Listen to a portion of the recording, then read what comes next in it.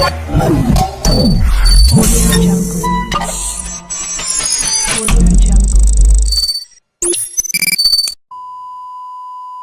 dia pilihan Isdalia dan Danang. Jojo. Ya semuanya, Assalamualaikum warahmatullahi wabarakatuh. Semoga anak-anakku semua dan siapapun yang menyaksikan video ini tetap sehat, tetap semangat, tetap produktif ya, dan tetap untuk terus dalam track yang tepat dalam mengejar cita-cita ya, karena sekolah tidak ada penghalang, baik kita tatap muka, baik kita saat ini online. Kiranya semua ilmu dan hal-hal yang penting boleh untuk anak-anak semua terima dan bisa juga diterapkan di dalam kehidupan masing-masing. Kira-kira seperti itu, dan saat ini saya akan menyampaikan sebuah materi yang mungkin juga menjadi satu pengetahuan umum baik untuk kita semua ataupun juga terkhusus untuk anak-anakku yang saat ini duduk di bangku kelas 12. Ya, itu mengenai SNMPTN, SBMPTN, dan ujian mandiri. Nah, ada 3 hal itu kan sering menjadi pertanyaan dari anak-anak semua. Kita akan coba mencari tahu, kita akan coba belajar apa pengertiannya, apa perbedaannya, dan bagaimana proses-proses maupun tahapannya. Tetap simak video ini sampai akhir. Oke semuanya, jadi sebelum kita membahas mengenai 3 hal utama yang tadi sudah saya sebutkan, tentu kita juga harus sedikit mengetahui pula tentang siapa sebenarnya penyelenggaranya atau lembaga yang bertanggung jawab atas ketiga hal tersebut. Dan itu bernama LTMPT atau Lembaga Tes Masuk Perguruan Tinggi. Nah, itu adalah satu lembaga penyelenggara yang kredibel, proporsional, efisien, dan efektif. Kenapa begitu? Karena mereka punya satu tujuan juga supaya ada peningkatan kualitas proses seleksi penerimaan mahasiswa baru di perguruan tinggi, yang dimana tadi terdapat 3 jalur seleksi, yaitu SNMPTN, SBMPTN, dan seleksi mandiri. Pengembangan model proses seleksi ini sesuai dengan perkembangan teknologi dan informasi serta era digitalisasi melalui UTBK. Nah, ini kan kadang juga menjadi pertanyaan, apa sih UTBK gitu? UTBK itu kepanjangan dari ujian tulis berbasis komputer. Nah, model tes dan seleksi calon mahasiswa baru mengacu pada prinsip-prinsip adil, transparan, fleksibel, efisien, dan akuntabel. Itu tentang LTMPT. Nah, di tahun lalu, karena untuk regulasi tahun ini belum ada, tapi saya kira sih sepertinya kebijakannya masih akan tetap sama, yaitu pendaftaran SNMPTN, pendaftaran untuk mengikuti UTBK maupun SBMPTN harus memiliki akun di LTMPT. Nah, artinya harus melakukan registrasi akun LTMPT. Itu ada portalnya ya, portal.ltmpt.ac.id. Nah, itu nanti tentu kita juga dari sekolah akan membantu proses dari anak-anakku semua. Akan diawali dengan pengisian PDSS ya, pangkalan data dulu oleh sekolah. Lalu nanti juga anak-anak akan punya akun dan boleh untuk melakukan pendaftaran, baik itu nanti diawali oleh pendaftaran SNMPTN, nanti melihat proses hasil, kemudian juga bisa diteruskan untuk melakukan pendaftaran UTBK dan pendaftaran SBMPTN. Karena apa? Karena bagi anak-anak yang mengikuti SNMPTN, apabila diterima, maka itu menjadi satu kebahagiaan ya, syukur untuk anak-anak semua. Tapi apabila mungkin belum beruntung di jalur itu, masih ada kesempatan untuk mengikuti seleksi yang lain, yaitu SBMPTN. Sehingga proses-proses ini memang berkesinambungan dan itu semua dikelola oleh LTMPT. Kira-kira seperti itu pemahaman mengenai LTMPT.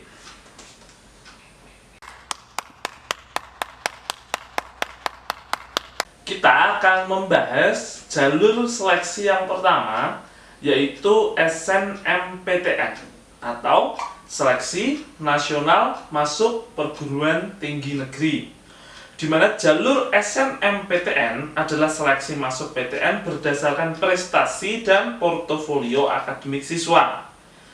Penilaiannya dilihat dari kompetensi sekolah dan prestasi siswa, di antaranya akreditasi sekolah, nilai rapot, dan juga persyaratan lain sesuai dengan PTN yang anak-anak pilih.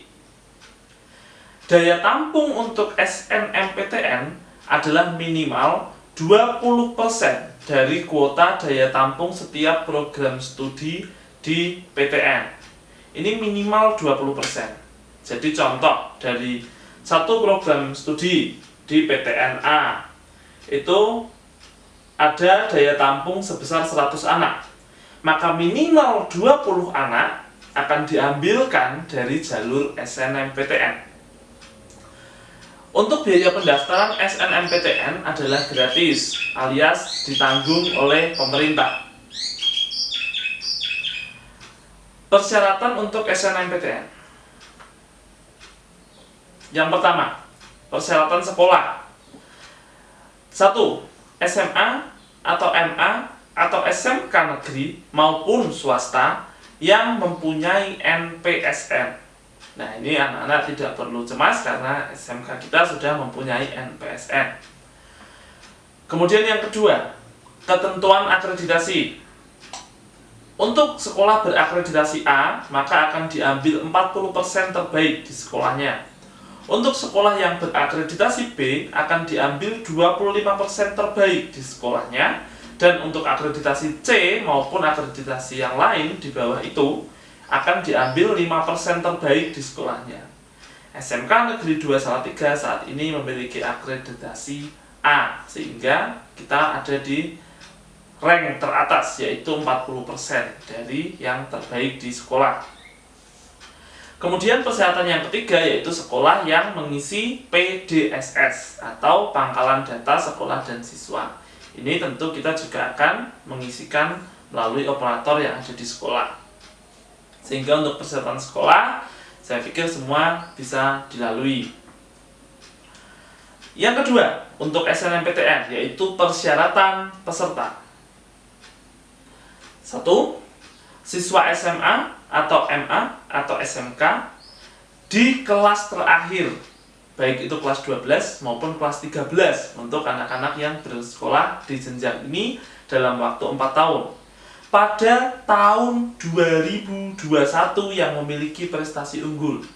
Jadi anak-anak yang besok lulus, kalian yang ada dalam kelulusan tahun 2021 berhak untuk mengikuti SNMPTN. Yang kedua, memiliki prestasi akademik dan memenuhi persyaratan yang ditentukan oleh masing-masing PTN. Nah, persyaratan ini apa? Itu nanti akan kita cek sesuai dengan PTN yang anak-anak pilih. Anak-anak pun bisa juga melakukan browsing di internet maupun di media-media website PTN tersebut, karena di setiap PTN biasanya punya persyaratan yang berbeda-beda. Yang ketiga, memiliki NISN atau NIK dan anak-anak juga terdaftar di PDSS. Nah, ini seharusnya anak-anak semua sudah punya ya, NISN maupun nomor induk kependudukan yang tercatat di pemerintah, khususnya di kependudukan ya. Lalu yang keempat, yang terakhir, memiliki nilai rapot semester 1 sampai dengan semester 5 yang telah diisikan di PDSS. Itu untuk persyaratan peserta.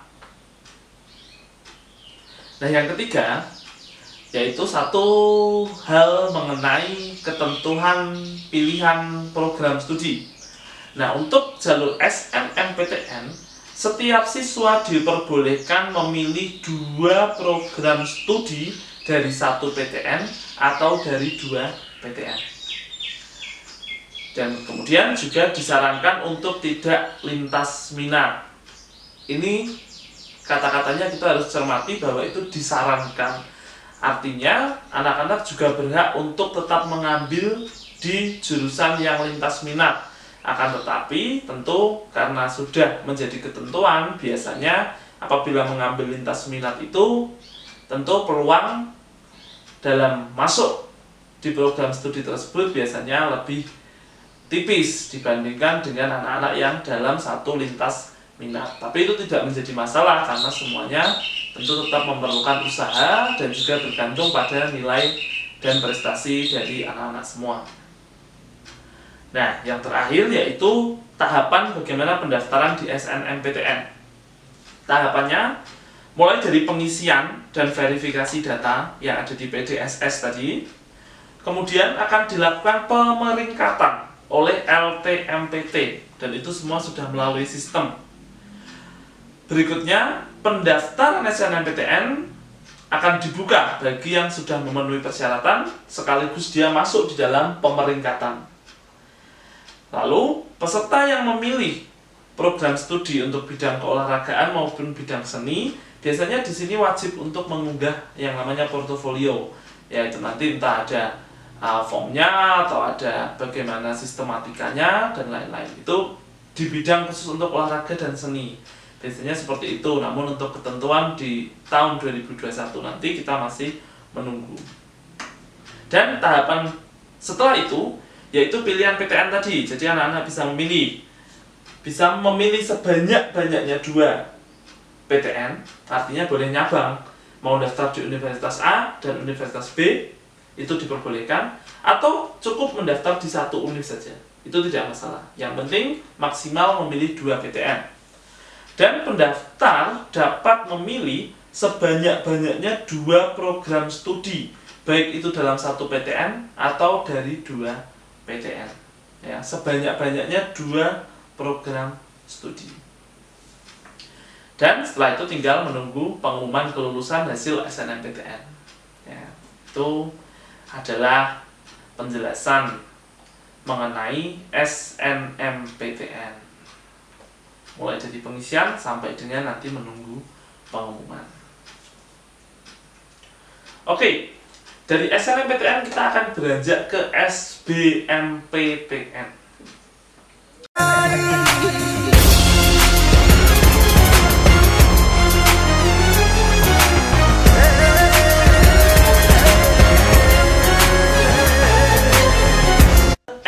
SBMPTN atau Seleksi Bersama Masuk Perguruan Tinggi Negeri.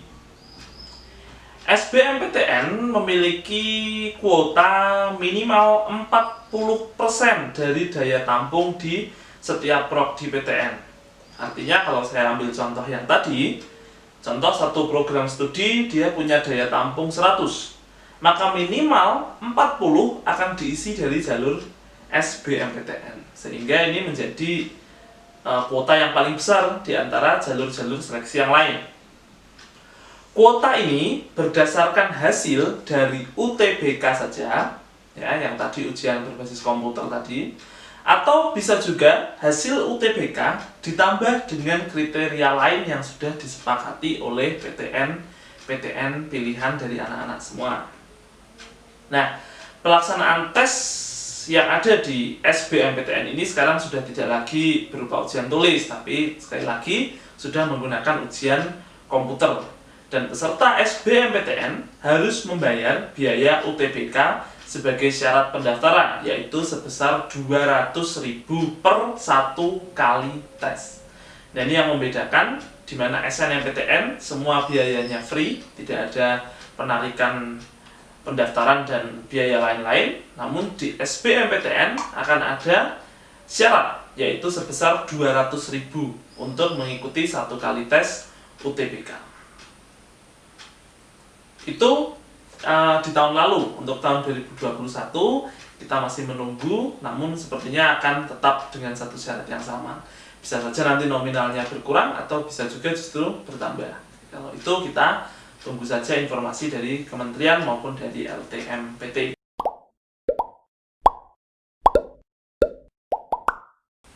Persyaratan untuk SBMPTN, yaitu yang pertama persyaratan untuk peserta. Nah, yang pertama adalah siswa SMA atau MA atau SMK ataupun sederajat lainnya lulusan tahun 2021, ya, seperti angkatan kalian yang saat ini kelas 12 ataupun kelas 13 yang lulus di tahun 21, punya surat keterangan lulus pendidikan menengah. Sekurang-kurangnya di SKL tersebut ada informasi jati diri dan juga ada foto terbaru dari siswa yang bersangkutan, di mana di situ juga ada dibubui cap stempel yang sah. Nah, yang membedakan dengan SNMPTN, kalau SBMPTN ini boleh diikuti oleh siswa SMA atau MA atau SMK sederajat lulusan 2 tahun sebelumnya. Sehingga kalau untuk anak-anak ini kan tahun 2021 lulus. Nah, untuk anak-anak siswa yang lulus tahun 2020 maupun lulus tahun 2019 itu boleh untuk mengikuti SBMPTN dan diharuskan memiliki ijazah. Kemudian persyaratan yang ketiga, memiliki nilai UTBK. Ini wajib, makanya UTBK itu harus diikuti. Kemudian yang keempat, memiliki kesehatan yang memadai sehingga tidak mengganggu kelancaran proses dalam studi. Kemudian yang berikutnya punya NISN maupun NIK. Lalu juga memasukkan data prestasi penunjang lainnya sesuai dengan ketentuan masing-masing PTN. Dan yang terakhir, biaya tes untuk UTBK ditanggung oleh peserta. Yang kedua, untuk pilihan program studi. Pilihan program studi, setiap peserta yang mengikuti SBMPTN diperbolehkan memilih 2 prodi dari 1 PTN atau 2 PTN. Nah, tentu anak-anak semua pasti juga bertanya-tanya, karena dalam persyaratan SBMPTN harus mengikuti UTBK. Nah, kemudian apa itu sebetulnya UTBK? Apakah susah atau tidak? Seperti apakah materinya? Dan bagaimana prosesnya? Kita akan sedikit membahasnya.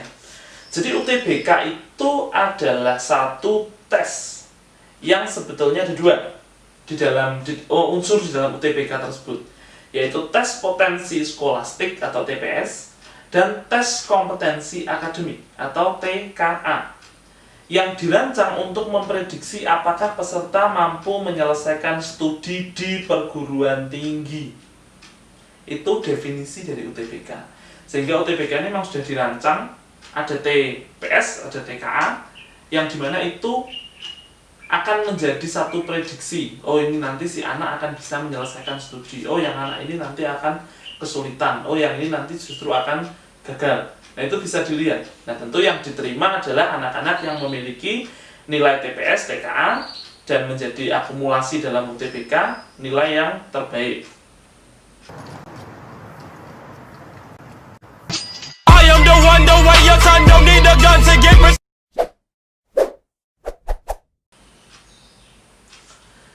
Di dalam materi tes UTBK tadi sudah saya katakan bahwa ada TPS dan ada TKA. Untuk TPS itu mengukur kemampuan kognitif, yaitu kemampuan penalaran serta pemahaman umum yang dianggap penting untuk keberhasilan di sekolah formal, khususnya pendidikan tinggi, yang berkembang melalui proses belajar dan transfer dari pengalaman-pengalaman baik itu di sekolah maupun di luar sekolah.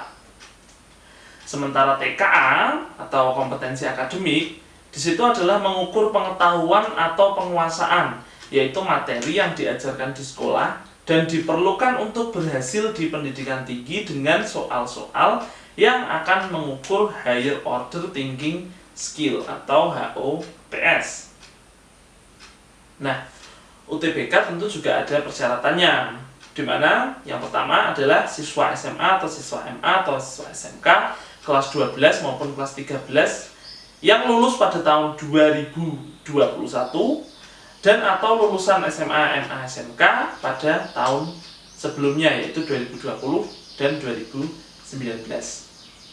Yang kedua, punya kesehatan yang memadai.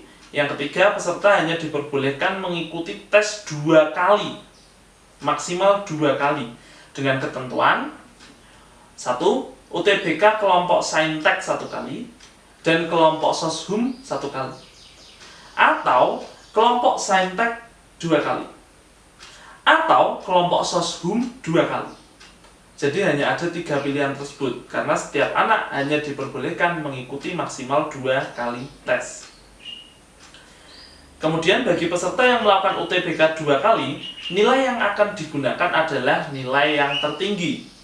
Dan hasil UTBK hanya berlaku 1 kali periode tahun ajaran penerimaan. Sehingga apabila nantinya di SBMPTN mau mengikuti yang tahun depan lagi, maka harus mengikuti UTBK ulang, tidak bisa menggunakan nilai pada periode di tahun ini. Dan tentu persyaratan yang terakhir, seperti yang tadi sudah dijelaskan, bahwa untuk UTBK harus membayar biaya dan seleksi SBMPTN ini. Seperti itu untuk pembayarannya di bank,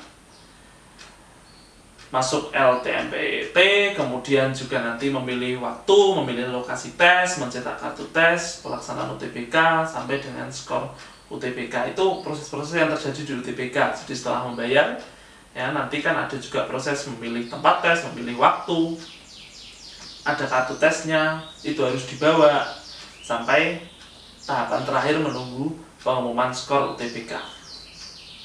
Seperti itu.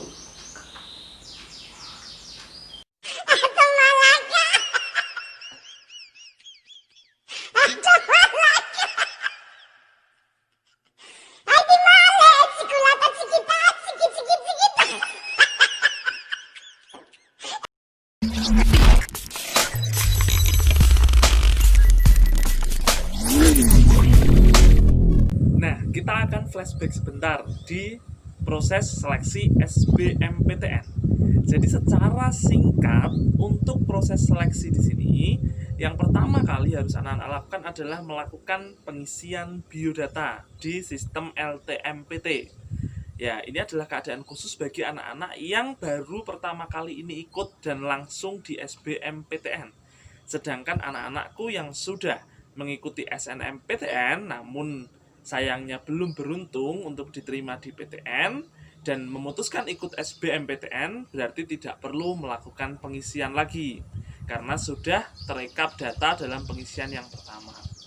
Kemudian yang kedua yaitu anak-anak melakukan unggah dokumen atau persyaratan-persyaratan yang ditentukan. Salah satunya juga adalah portofolio untuk jurusan-jurusan tertentu seperti fakultas seni maupun juga di bidang keolahragaan. Nah, kemudian yang ketiga adalah memilih program studi dan memilih perguruan tinggi yang diinginkan dan dicita-citakan oleh anak-anak semua. Setelah itu proses terlalui, maka tinggal menunggu satu langkah, yaitu pengumuman bersama SBMPTN dalam penerimaan di perguruan tinggi negeri tahun 2021. Dan itu memang biasanya dilakukan secara serentak di seluruh PTN Indonesia.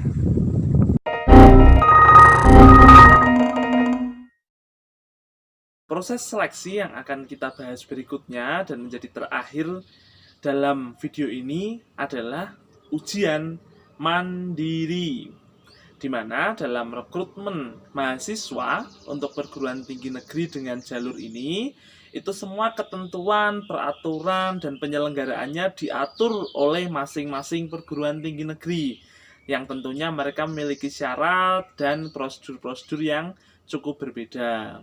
Nah, dalam jalur ujian mandiri ini, daya tampungnya adalah maksimal 30% dari program studi yang ada di PTN tersebut.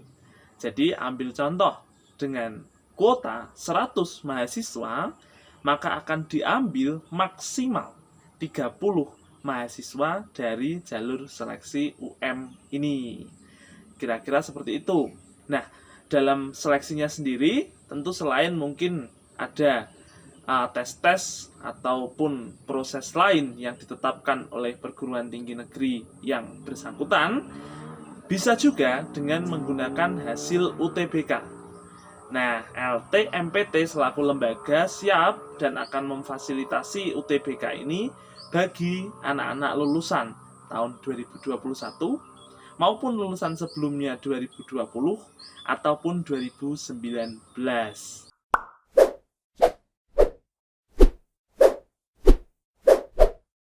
Nah, anak-anakku semua, jadi satu pesan saya, walaupun kita saat ini ada di bangku sekolah menengah kejuruan, di mana kita mengarahkan dan lebih memfokuskan kepada kalian semua untuk bekerja, memiliki skill, keterampilan yang hebat di dunia pekerjaan.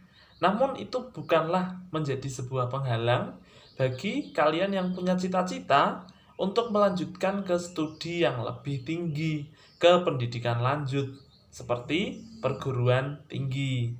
Nah, ini artinya adalah apa? Bahwa skill yang sudah diberikan oleh sekolah, keterampilan yang kalian dapatkan baik dari pembelajaran, dari praktek, dan lain sebagainya, itu akan saling melengkapi dan saling menopang dengan ilmu yang akan kalian dapat lebih lanjut dalam pendidikan berikutnya.